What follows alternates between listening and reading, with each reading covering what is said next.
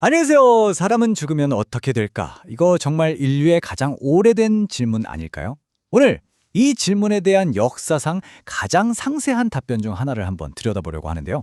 무려 400년 전에 만들어진 사후 세계 안내서라고 할 수 있는 웨스트민스터 신앙 고백. 지금부터 함께 파헤쳐 보죠. 네, 정말 궁금하죠. 우리는 죽으면 어떻게 되는 걸까?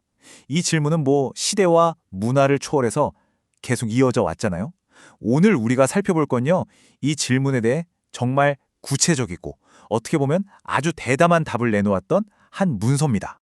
때는 바야흐로 17세기 정말 종교적으로 혼란이 극에 달했던 시대였어요.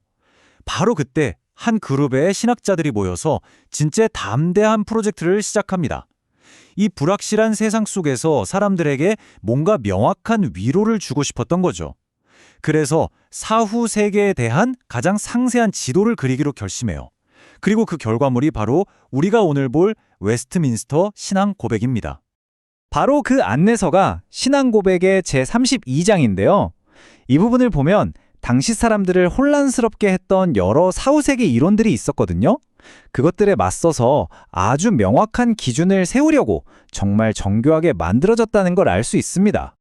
자, 그럼 이제 그들이 그린 지도를 한번 따라가 볼까요? 이 여정의 첫 번째 단계는 당연히 바로 죽음의 순간입니다. 이 신앙 고백은 죽음을 아주 근본적인 분리 현상으로 정의하면서 이야기를 시작해요. 여기서 재밌는 건 죽음은 딱 하나의 사건인데 운명은 두 가지로 나뉜다는 거예요. 우리의 육체는 흙으로 돌아가서 썩게 되죠. 하지만 영혼은 완전히 다른 길을 갑니다. 우리의 의식 그리고 나라는 정체성을 그대로 간직한 영혼은 죽지도 잠들지도 않고 그 즉시 하나님께로 돌아간다고 설명하고 있어요. 바로 이 지점이 정말 핵심이에요. 우리의 영혼은 결코 사라지지 않는다는 거죠.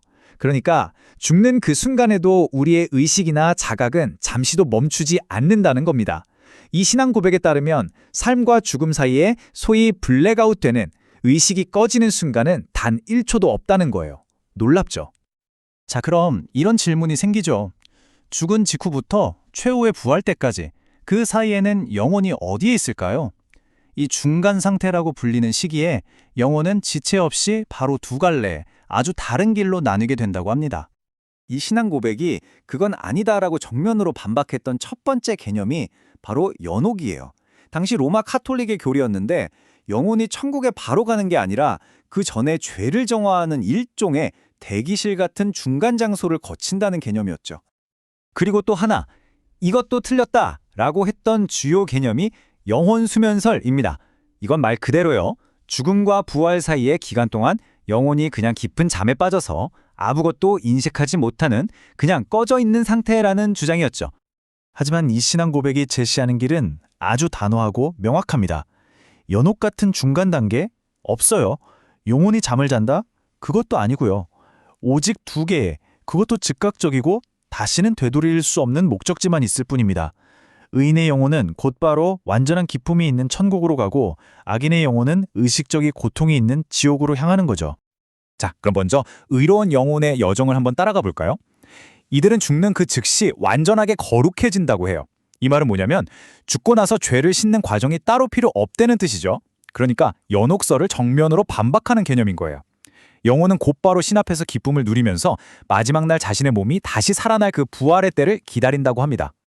바로 이 성경 구절이 그 믿음을 아주 잘 보여주는 대목이죠. 몸을 떠나 주와 함께 있는 그것이라.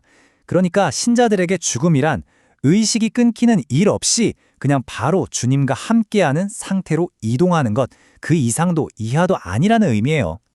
자, 지금까지는 영혼의 중간 여정에 대해 이야기했죠. 이제 이야기의 무대를 시간의 끝으로 옮겨서 정말 우주적인 사건이죠. 바로 육체의 부활에 대해 이야기해 보겠습니다. 마지막 날에 일어나는 사건 순서는 이렇습니다. 먼저 살아있는 사람들은 순식간에 변화되고요. 그리고 역사상 죽었던 모든 사람들이 다시 살아납니다. 그리고 의인이든 악인이든 예외 없이 모두 심판을 받게 되죠. 여기서 중요한 건 이게 바로 모든 인류를 위한 단 한 번의 보편적인 부활이라는 점이에요. 그러면 부활한 몸은 대체 어떤 상태일까요? 핵심은 이겁니다. 근본적으로는 내가 이 땅에서 살았던 바로 그 몸이 맞아요. 하지만 그 몸의 상태, 그 속성은 완전히 변화된다는 거죠. 그러니까 나라는 정체성은 그대로 유지되는데 몸의 퀄리티 자체가 완전히 달라진다고 생각하시면 돼요.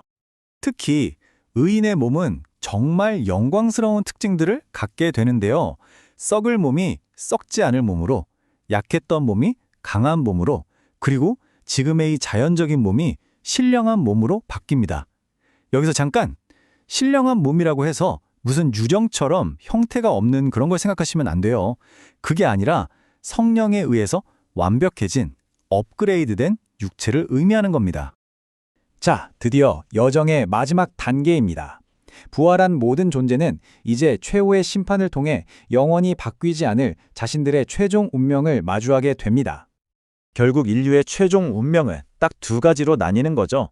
그리고 이 결과는 다시는 바꿀 수 없습니다. 의인은 영광과 생명을 위해 부활해서 영원한 삶을 얻게 되고요. 반면에 악인은 수치와 심판을 위해 부활해서 영원한 형벌을 받게 되는 겁니다. 여기서 이 신앙 고백은 또 하나의 주장을 단호하게 거부하는데요. 바로 영혼 소멸설입니다. 악인이 벌을 받다가 결국엔 그냥 완전히 사라져 없어진다는 주장인데 그게 절대 아니라고 말해요. 악인이 받는 벌은 잠시 겪다가 끝나는 것도 아니고 존재 자체가 없어지는 것도 아니라는 거죠. 영혼이 의식이 있는 채로 계속되는 고통이라고 주장합니다. 왜냐하면 그게 바로 하나님의 완전한 공의를 지키는 것이라고 설명하기 때문이에요. 자, 그렇다면 이런 질문이 들 수 있죠. 왜 이렇게까지 상세하게 사후세계를 그려야 했을까? 이 믿음이 당시 사람들에게 도대체 왜 그렇게 중요했을까요? 이제 마지막으로 이 교리가 가지는 신학적이고 또 실질적인 의미를 한번 짚어보죠. 이 교리가 중요했던 이유는 크게 세 가지로 볼 수 있어요. 먼저 구원이라는 게 단순히 영혼만 뿅 하고 천국 가는 게 아니라 우리의 몸까지 포함한 나라는 인간 전체를 위한 거라는 걸 확실히 보여주고요. 또 죽고 나서 어떻게 될지 모르는 그 막연한 공포 혹은 연옥 같은 곳에서 고통받을지도 모른다는 두려움을 없애고 아주 확실한 위로와 희망을 주죠. 그리고 마지막으로 그렇기 때문에 지금 우리가 이 땅에서 사는 삶이 얼마나 중요하고 또 하나님의 마지막 심판이 얼마나 최종적인지를 다시 한번 생각하게 만드는 겁니다. 지금으로부터 400년 전에 그려진 이 사후세계의 지도, 오늘날 우리에게는 어떤 의미가 있을까요? 과연 이 오래된 믿음이 21세기를 살아가는 우리에게도 여전히 어떤 위로나 삶의 방향을 제시해 줄 수 있을까요? 여러분은 어떻게 생각하시나요? 이 질문을 남기면서 오늘 이야기는 여기서 마치겠습니다.